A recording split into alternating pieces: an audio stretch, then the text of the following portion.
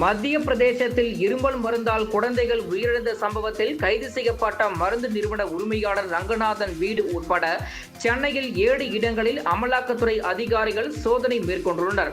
மேலும் மருந்து நிறுவனத்தை முறையாக கண்காணிக்கவில்லை என்ற குற்றச்சாட்டின் பேரில் பணியிடை நீக்கம் செய்யப்பட்ட அதிகாரிகள் தீபா ஜோசப் மற்றும் கார்த்திகேயன் வீடுகளிலும் இந்த சோதனை நடைபெற்று வருகிறது.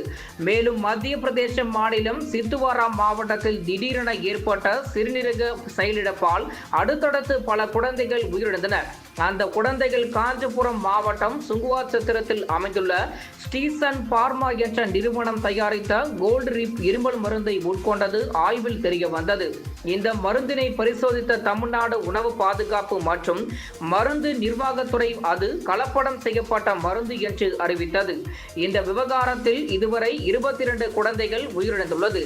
மேலும் இந்த விவகாரம் தொடர்பாக விசாரணை நடத்த மத்திய பிரதேச அரசு நியமித்த சிறப்பு புலனாய்வு குழு சன் பார்மா நிறுவன உரிமையாளர் ரங்கநாதன் கோவிந்தனை கைது செய்து விசாரணை மேற்கொண்டு வருகிறது.